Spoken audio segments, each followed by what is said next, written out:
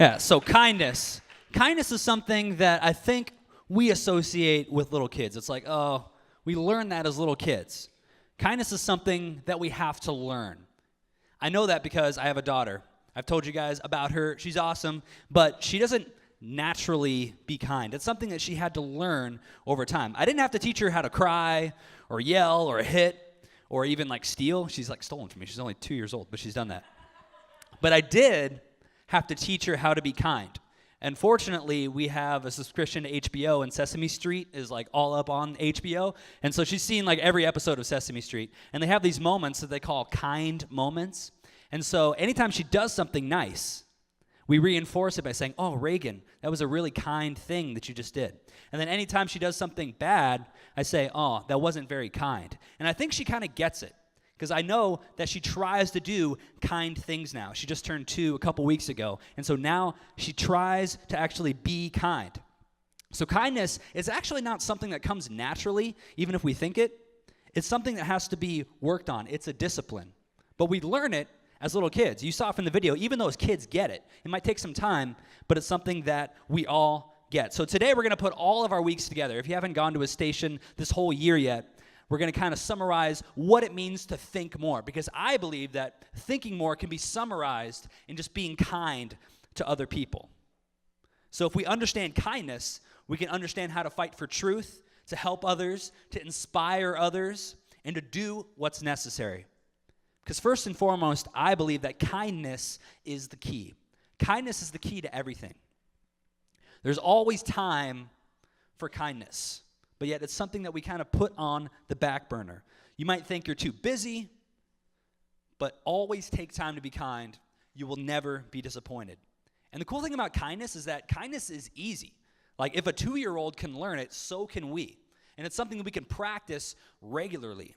It doesn't have to be overcomplicated. Sometimes we're like, it's probably too hard to do that, and that person probably doesn't want me to do that. But kindness is easy. It's a simple thing. Something as simple as like paying for the people behind you in Starbucks is just a simple act of kindness. You could brighten somebody's day and change the world one person at a time. Because kindness isn't just for specific people. It's actually for everyone. Everyone in this room, we are called to be kind. It's not reserved for people who call themselves goody-goodies or people who like professionally do kindness to others like teachers and doctors and all that stuff. People who are just kind for their own reputation, that's not really kind.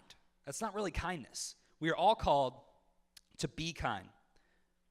And sometimes the best kind of kindness is the kindness that doesn't get credit, right? You do something nice for somebody and you don't expect anything in return. It's not reserved for people with titles, like I mentioned, doctors, teachers. I mean, do you have to be a teacher to teach someone? No. Do you have to be a doctor to heal someone? No. I mean, if the injury is really, really bad, you probably do need to be a doctor. But, do you have to be a cop to enforce the law, to tell somebody that what they're doing is wrong? No. Kindness is for everyone. So let's apply it to our series today, Think.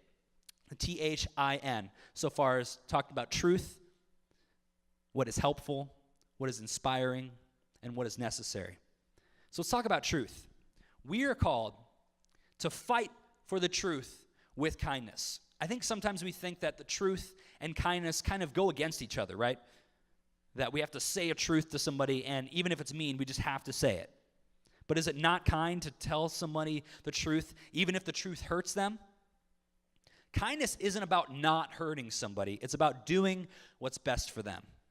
It's about saying the right thing at the right time. So that's truth. Let's apply it to helping others. Helping others is a little easier for us to wrap our minds around it because the act of helping another person is an act of kindness in itself. Aesop said this. He said, "No act of kindness, no matter how small, is ever wasted." So it's not always about what you can get out of it.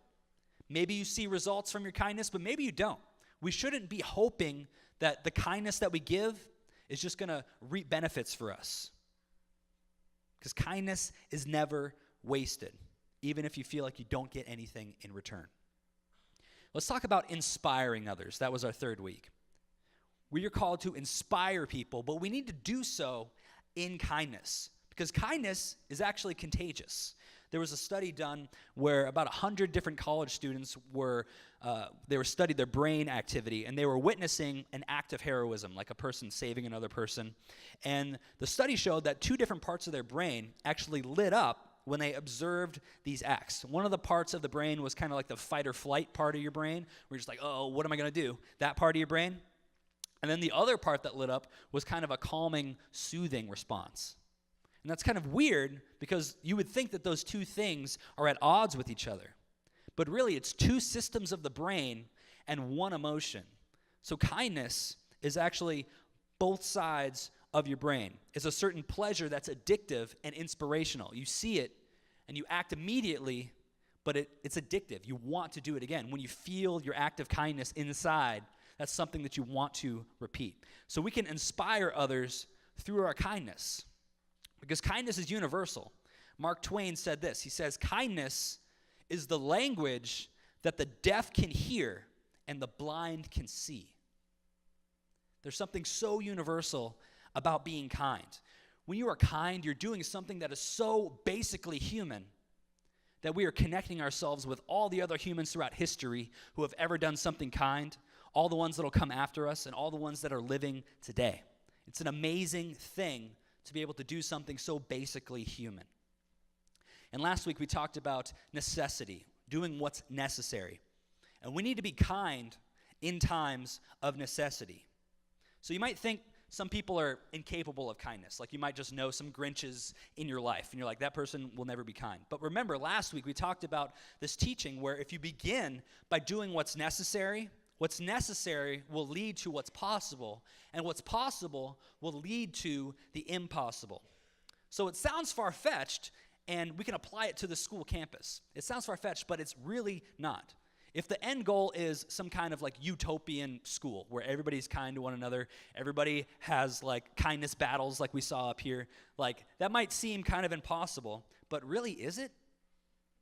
So what's necessary for you? What's necessary to just like not be kicked out of the school? It's to show up and to not break any rules, right? But what's possible? Let's take it a step further. Maybe you treating others with kindness at lunch, or talking to them about the stations, or applying what we learned here to something else. That's possible. It doesn't really seem like that hard of a step. But what's impossible? Maybe we think of this idea where we get every single high schooler in this room. We might think that's pretty impossible. There's just high schoolers that don't care about character development. They don't care about being kind. But I'm going to tell you that it is possible. It's really not that hard of a thing to understand or to do. And I'm going to leave you with these words from Ralph Waldo Emerson.